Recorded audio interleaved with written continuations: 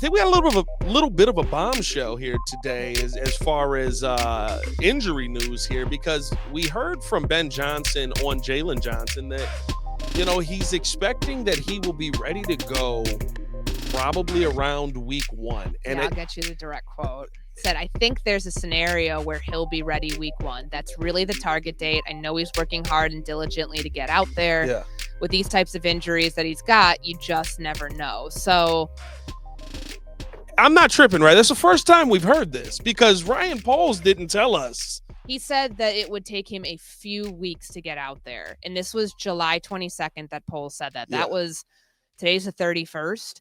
That was last Tuesday. So when Ben Johnson says that, at least it puts off the idea. It puts off something out. It puts something out there that it's like, oh, that cast a shadow of a doubt, like, about his availability.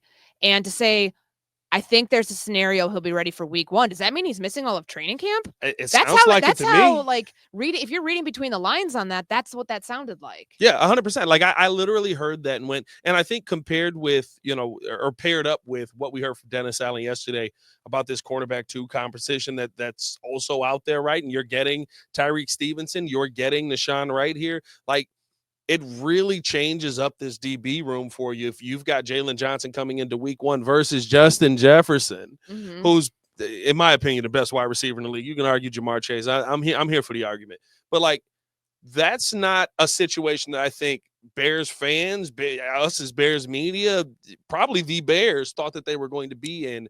That's a big blow to this team heading into that week 1, if that is the case. Yeah, and I wouldn't say it's like the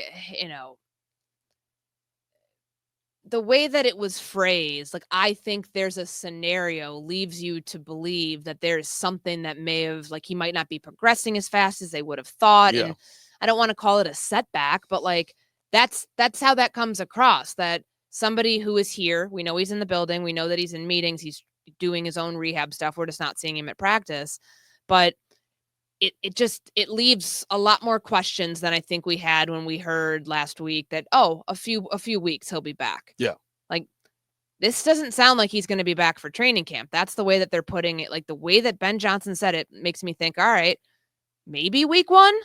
Question mark? Like, that's what the tone carried today. Does that in your mind bring up this now cornerback 2 competition where Tyreek may be the one heading into week 1, possibly? Now, if Jaylen's back and he's fine, sure, he's going to play, but is he going to be Jaylen? But you've got Tyreek Stevenson, who's been in this competition. You've got Nashawn Wright. We kind of haven't heard or seen a ton of Terrell Smith in this situation here.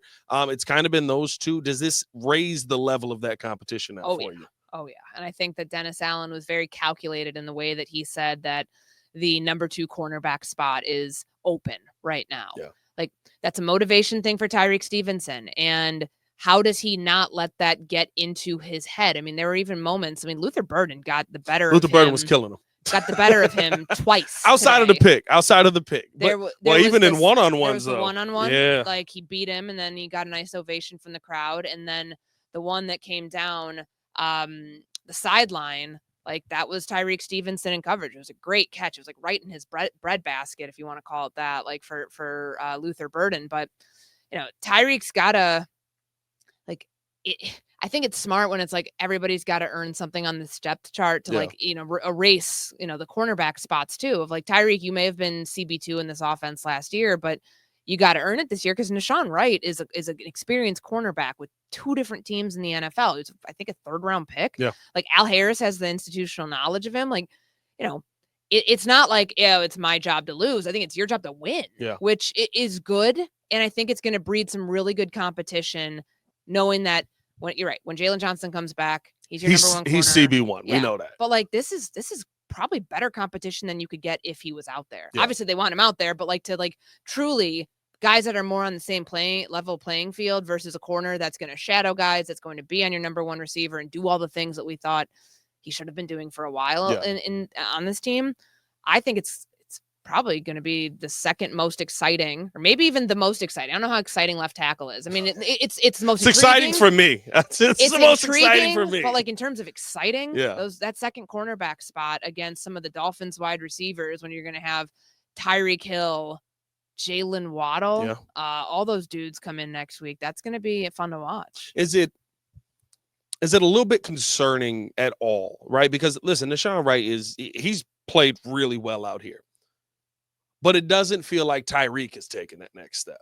It doesn't feel like he's been fine, right? He's been Tyreek. He's been what we saw, I would say, last season, minus right the Hail Mary, yeah, make your jokes, but like he's been a fine number 2 cornerback. But I think we thought there was one more step in there that you were going to get to this next level. That year 3 development was really going to take you. Okay, we now have 2 of the best DBs in football.